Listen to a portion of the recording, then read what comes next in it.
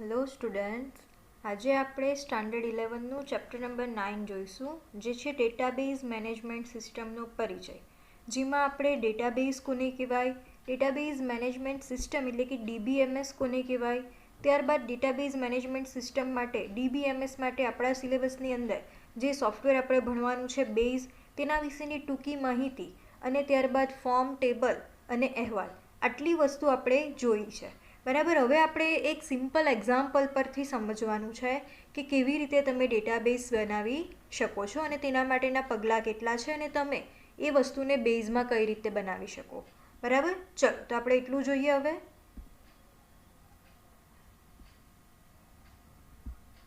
ચલો, તો આપણો હવે નેક્સ્ટ ટોપિક છે ડેટાબેઝ ડિઝાઇન કરવાના પગલાં.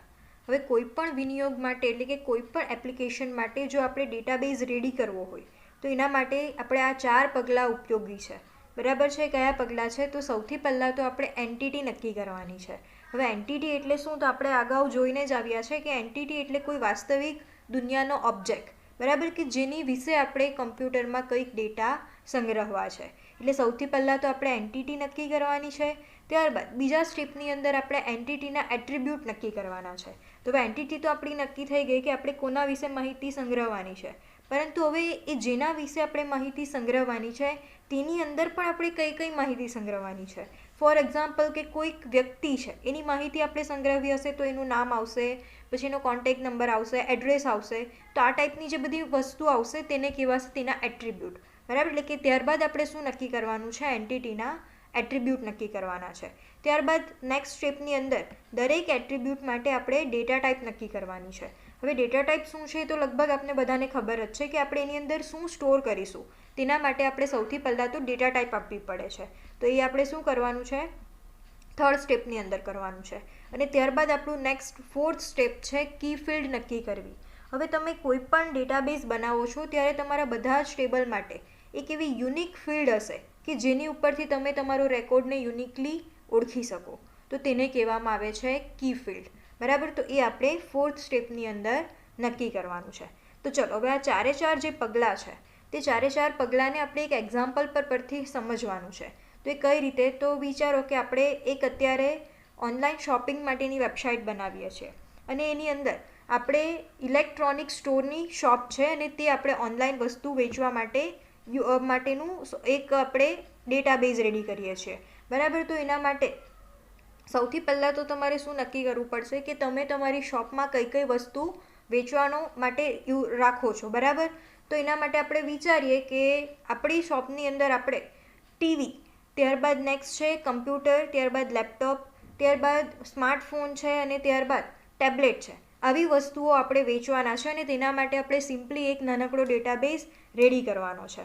બરાબર. તો આપણું ડેટાબેઝ માટેનું એક્ઝામ્પલ લઈ લઈએ અને ત્યારબાદ તેના માટે હવે કઈ કઈ એન્ટિટી જોઈશે અને કઈ કઈ એના માટે એટ્રીબ્યુટ જોઈશે તે બધું આપણે ડિસાઇડ કરી લઈએ અને એ પ્રમાણે જ આપણા સ્ટેપ જે આપણા છે તે પ્રમાણે આપણે બધું નક્કી કરીએ.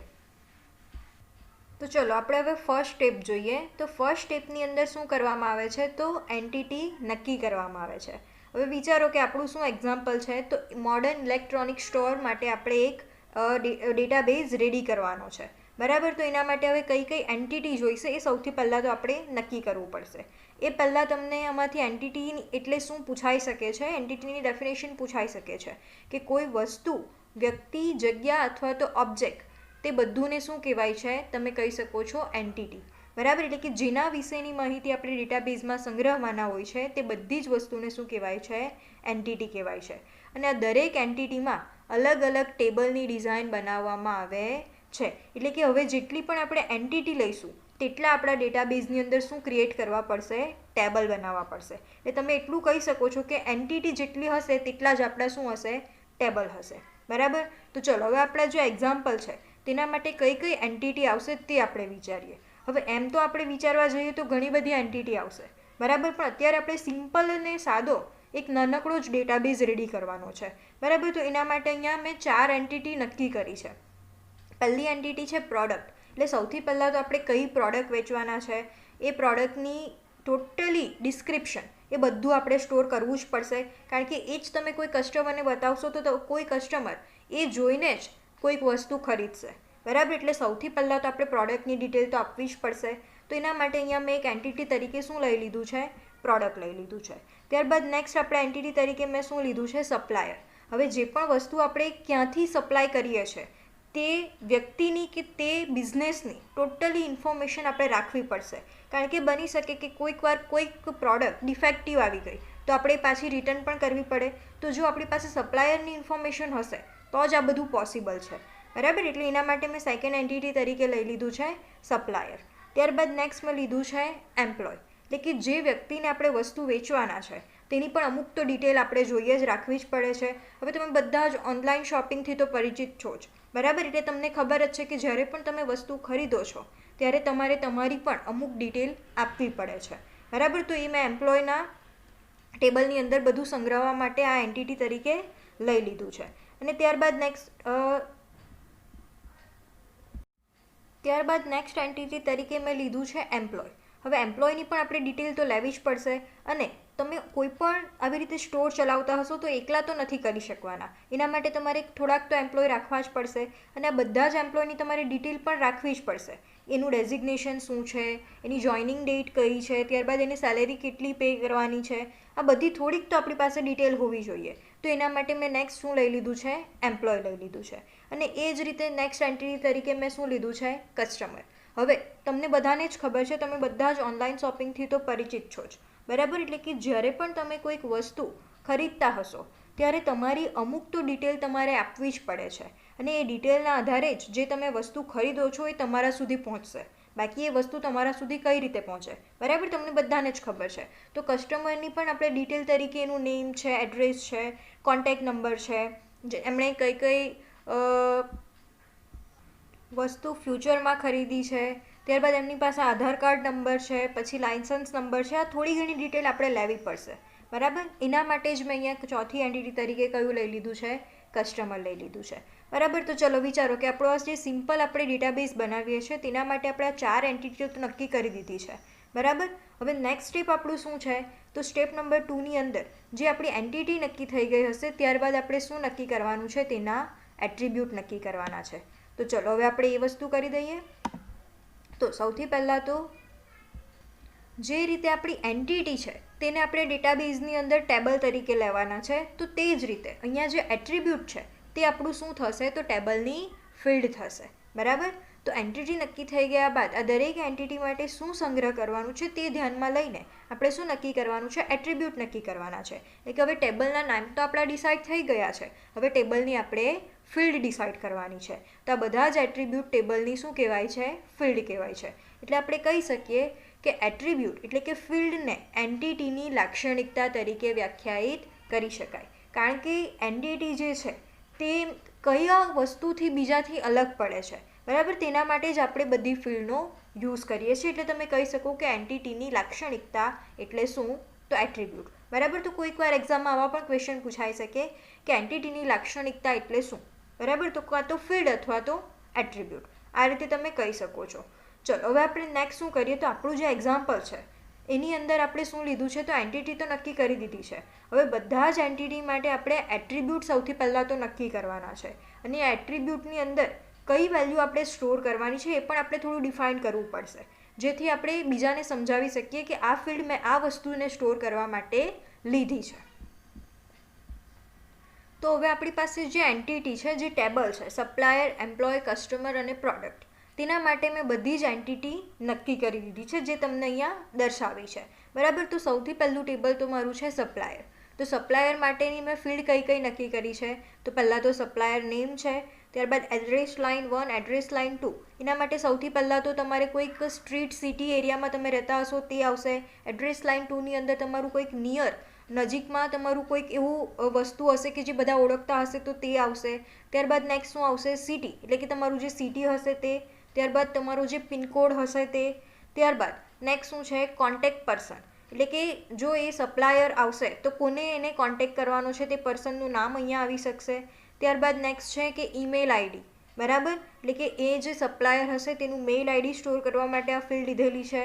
અને ત્યારબાદ નેક્સ્ટ છે કોન્ટેક્ટ નંબર. બરાબર. એટલે કે એનો કોન્ટેક્ટ કરવા માટેની આ ફિલ્ડ મેં લીધી છે. તો સૌથી પહેલાં તમને એટલું તો ખબર પડવી જોઈએ કે કયા ફિલ્ડની અંદર આપણે શું સ્ટોર કરવાનું છે, કારણ કે એના આધારે જ તમે એની ડેટા ટાઈપ નક્કી કરી શકશો. બરાબર, તો ચલો આટલી વસ્તુ તો આપણને ખબર પડી ગઈ. ત્યારબાદ નેક્સ્ટ છે એમ્પ્લોય. તો એમ્પ્લોયની અંદર સૌથી પહેલી ફિલ્ડ મેં લીધી છે ફર્સ્ટ નેમ, એટલે કે એમ્પ્લોયનું જે ફર્સ્ટ નેમ હશે તે. ત્યારબાદ નેક્સ્ટ લાસ્ટ નેમ એટલે કે એની સરનેમ. ત્યારબાદ ફરી પાછું સેમ જ વસ્તુ છે એડ્રેસ લાઇન 1, એડ્રેસ લાઇન 2. ત્યારબાદ સિટી અને પિનકોડ, જે બધું એડ્રેસ માટે વપરાય છે. અને ત્યારબાદ નેક્સ્ટ છે મેઇલ આઈડી. તો હવે કોનો મેઇલ આઈડી છે? અહીંયા એમ્પ્લોયનો મેઇલ આઈડી છે. ત્યારબાદ નેક્સ્ટ છે મોબાઈલ નંબર, એટલે કે એમ્પ્લોયનો મોબાઈલ નંબર. ત્યારબાદ બર્થ ડેટ, ત્યારબાદ જોઈનિંગ ડેટ અને ત્યારબાદ ડેઝિગ્નેશન. હવે આપણે એમ્પ્લોયની ડિટેલ લેવાની છે, તો એ વસ્તુ પણ લેવું કમ્પલસરી આપણે થોડું લેવું પડશે કે બર્થ ડેટ, એટલે કે એની એજ કેટલી છે આપણે જાણવા માટે એની બર્થ ડેટ લાવવી પડશે. ત્યારબાદ એની જોઈનિંગ ડેટ, ક્યારથી એ જોઈન થયા છે તે પણ આપણે હિસ્ટ્રી તરીકે રાખવું પડશે. અને ત્યારબાદ નેક્સ્ટ છે ડેઝિગ્નેશન, એટલે કે કેટલું ભણ્યા છે તે આપણે પણ રાખવું પડશે. બરાબર, એના માટે મેં અહીંયા એના એમ્પ્લોયની થોડી 2-3 ફિલ્ડ વધારે લઈ લીધી છે. હવે આ ફિલ્ડ કેટલી લેવી એ તમારા પર ડિપેન્ડ કરે છે કે તમે કેવા પ્રકારની વેબસાઇટ બનાવી છે, તો એ પ્રમાણે તમે આ બધી ફિલ્ડ ડિસાઇડ કરી શકો છો. બરાબર, તો મેં ડેટાબેઝ હાલમાં એવી રીતે ડિસાઇડ કર્યો છે કે આપણે બને ત્યાં સુધી એકદમ નાનું કરવાનું ટ્રાય કરવાની છે, કારણ કે તો જ તમે વ્યવસ્થિત સમજી શકશો. એટલે હાલમાં મેં આટલી જ ફિલ્ડ એની માટે લીધી છે. બરાબર, હજી પણ ઘણી બધી ફિલ્ડ આવી શકે છે પણ આપણે નથી લીધી. ચલો, એ જ રીતે નેક્સ્ટ શું છે? કસ્ટમર. તો કસ્ટમર ટેબલની અંદર પણ શું આવશે? સૌથી પહેલાં તો first name, last name, address line 1, address line 2, city, pincode, એ બધું એડ્રેસ માટે છે. ત્યારબાદ નેક્સ્ટ કસ્ટમરની ડિટેલ તરીકે મેં લીધી છે મેઇલ આઈડી. ત્યારબાદ નેક્સ્ટ મોબાઈલ નંબર અને ત્યારબાદ છે કાર્ડ હોલ્ડર.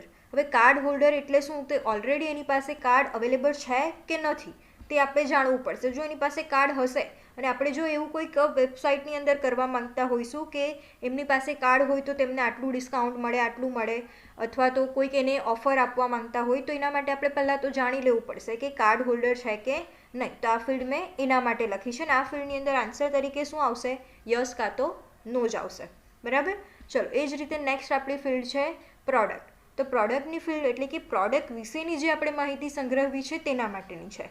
તો સૌથી પહેલાં તો શું મેં લીધું છે? પ્રોડક્ટ કેટેગરી, એટલે કઈ કેટેગરીની અંદર આપણી પ્રોડક્ટ આવે છે. ત્યારબાદ નેક્સ્ટ છે એનું મોડેલ નેમ. બરાબર, નેક્સ્ટ છે સપ્લાયર નેમ, ક્યાંથી એ સપ્લાય થયું છે. ત્યારબાદ નેક્સ્ટ છે સેલિંગ પ્રાઇસ. ત્યારબાદ ક્વોન્ટિટી, કેટલી ક્વોન્ટિટી છે. ત્યારબાદ નેક્સ્ટ પ્રોડક્ટ ઇમેજ, એટલે કે તમે જે પ્રોડક્ટ વેચવા માંગો છો તેની ઇમેજ પણ તમારે સૌથી પહેલાં તો તમારા કસ્ટમરને બતાવવી પડશે. તો એના માટે અહીંયા મેં પ્રોડક્ટ ઇમેજ પણ લઈ લીધી છે. ત્યારબાદ નેક્સ્ટ છે કેમેરા પિક્સેલ સાઇઝ. બરાબર, તો કેમેરા તમારા કેટલા મેગાપિક્સલનો છે તે સાઇઝ પણ તમારે બધી ડિટેલ તરીકે આપવું પડશે. ત્યારબાદ પ્રોસેસર, કયું પ્રોસેસર છે. ત્યારબાદ ટચ સ્ક્રીન અવેલેબલ છે કે નહીં. ત્યારબાદ વાઈફાઈ અનેબલ છે કે નહીં. ત્યારબાદ FM સપોર્ટ કરે છે કે નહીં. તો જો આ આપણી જે ફિલ્ડ છે ટચ સ્ક્રીન, વાઈફાઈ અને FM, બરાબર, તે બધી ફિલ્ડની અંદર યસ કે નો આન્સર જ આવશે. બરાબર, કારણ કે ટચ સ્ક્રીન છે કે નહીં તેના માટે જ મેં આ ફિલ્ડ લીધી છે. ત્યારબાદ વાઈફાઈ અનેબલ છે કે નહીં તેના માટે, અને ત્યારબાદ FM સપોર્ટ કરે છે કે નહીં તેના માટે. ત્યાર પછી નેક્સ્ટ છે ડિસ્પ્લે સાઇઝ, એટલે કે તમારી ડિસ્પ્લેની સાઇઝ કેટલી છે તે સ્ટોર કરવા માટે.